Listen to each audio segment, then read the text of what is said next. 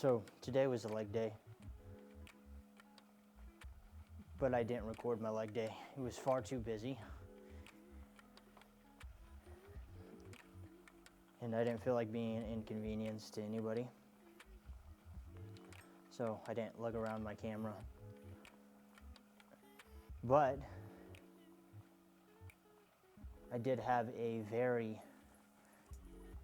say a rather successful leg day.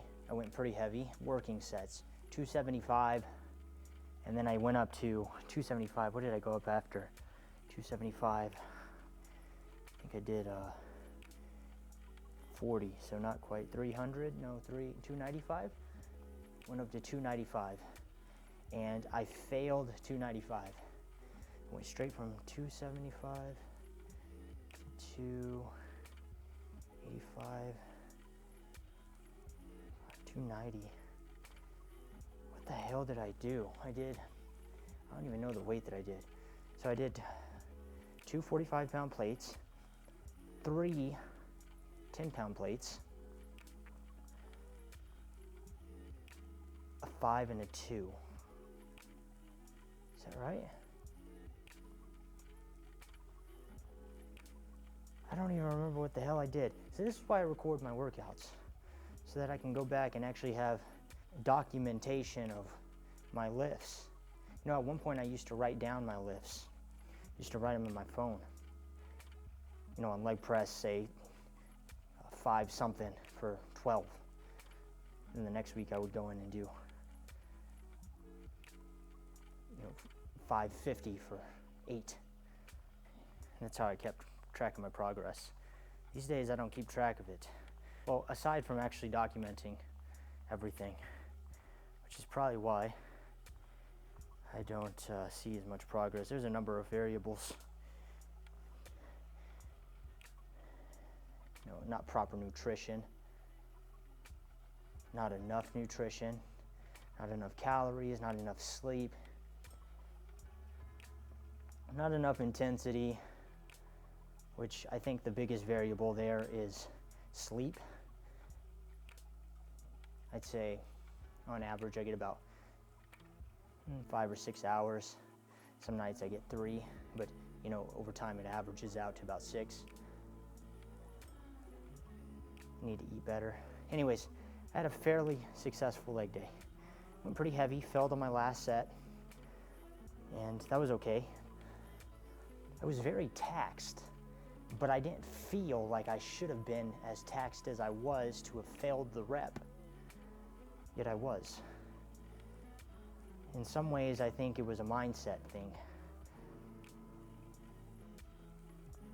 When I'm doing heavy squats, I like to lift without the safety bars, because in my opinion, the safety bars already put you in a state of failure. You've already aligned yourself with the possibility of failure. And that's okay.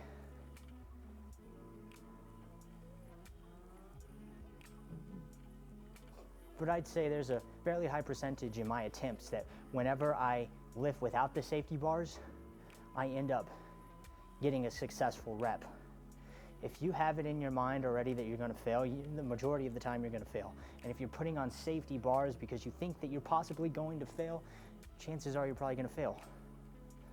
So the majority of the time, I like not to lift with safety bars.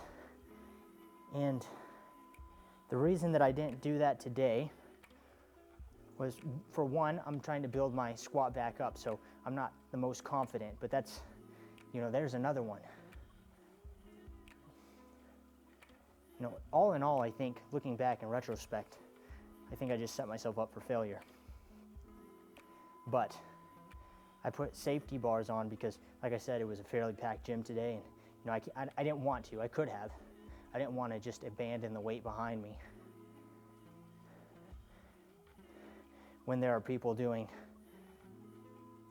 sled runs and whatever those ladder, where they string out the ladder and they do like football drills through them. I'm not sure what they're called. Got 7 minutes. So I got some form of cardio in with some legs. And today With it being leg day, I usually prioritize compound lifts, especially my squat. Then I'll go to a hack squat, a leg press. But today, I ended up doing, again, some isolated hamstring exercises. And I did Romanian deadlifts, and I never liked them.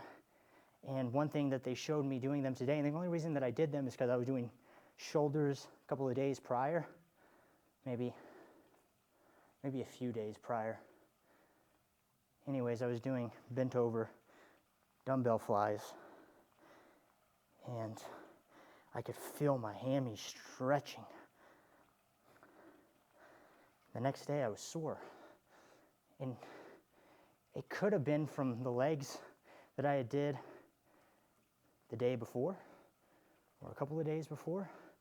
I'm not sure the timeline, but I know that I did them. I know that I did legs, then I ended up doing shoulders.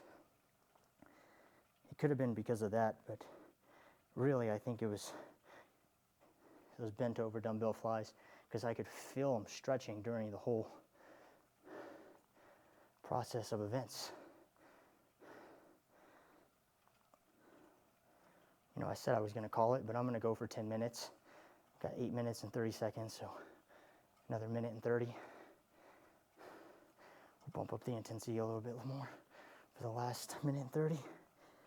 So yeah, I did some Romanians, and they showed me that I need to strengthen my lower back, which I think would have a good crossover into my back squat. Give me a stronger lower back, and I think it should give me a stronger, oh my goodness, it should make me stronger out of the hole. I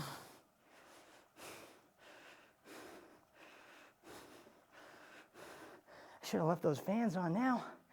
I didn't want all the hissing in the audio, but I'm burning up. Whew, if my legs aren't sore tomorrow. I got 10 more seconds, come on.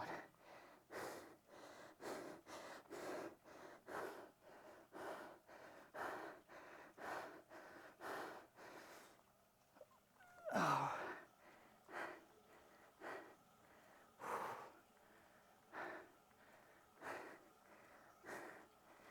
Okay. Yeah, so I turned this into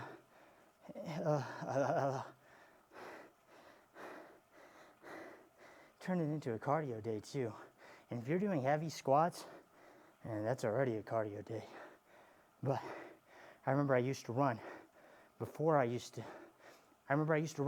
did squats, before I started my leg routine. And I had great endurance, muscular endurance in my legs. So that was the whole point of me doing these in the first place, was to build up muscular endurance.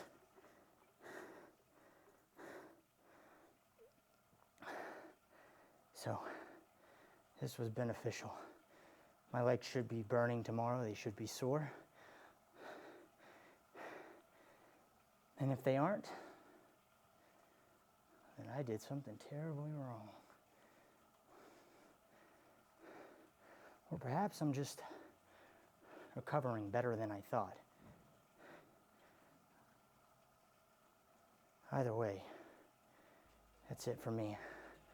Tomorrow, probably be chest day. I missed chest last week, so chest tomorrow for certain. 11 minutes and 30 seconds.